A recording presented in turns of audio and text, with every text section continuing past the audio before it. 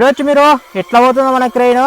So దాన్ని రెస్క్యూనికి అయితే ఓ shirt మన క్రెయిన్ బొక్క పడ్డదనమాట. అరే ఇట్లా చేయాలరా దీన్ని ఇప్పుడు. అరే ఇందాక చూసిరా ఎందుకు పడ్డదంటే హుక్ సైడ్కి పోయిందనమాట. సో ఇప్పుడు హుక్ ముంగడికైతే వేసేసిన. ఇప్పుడైతే హుక్ మన ఫ్రేమ్ని అయితే కిందికి అయితే దించుతున్నాయి. ఇక దించి జరంతా ముంగడికి వచ్చేసి దీని అయితే రెస్క్యూ అయితే వేద్దాం. ఇక అది చూడొచ్చు మీరు ఎట్లా దిగుతుందో ఫ్రేమ్ చూడొచ్చు మీరు. సో ఫ్రేమ్ అయితే దించేసిన అనమాట. ఇంకా జరంతా ముంగడికి వచ్చేసిన తర్వాత అది చూడొచ్చు మీరు ఎట్లా తిరుగుతున్నాయో దాని పైలు చూసిరా. సో ఇప్పుడైతే స్పాట్కి అయితే వచ్చేసాం అనమాట. సో ఇంకా జరంతా ముంగడికి అనేసి తిప్పి దీన్ని నలిగించుకోండి అటైతే వేసేద్దాం. సో వచ్చేసి తిరిగిందనమాట మన బండి ఫ్రేమ్ అయితే తిరిగింది. ఇక తలిగిద్దాం దానికి.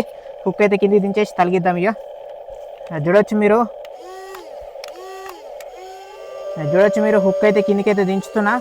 చూడొచ్చు మీరు. వావ్ ఎంత క్రేజీగా దిగుతుందో చూసిరా. రే రే రే రే హుక్ అయితే కిందికైతే దిగింది. సో హుక్ అయితే దీనికైతే తలిగిద్దాం. ఇక రైట్ తలిగిచ్చేసినాం. రైట్ ఇప్పుడు మీదికి అయితే లేపుదాం. ఇక అరే రే ఉసిపోయింది. మళ్ళీ ఒకసారి తలిగిద్దాం దీనికి.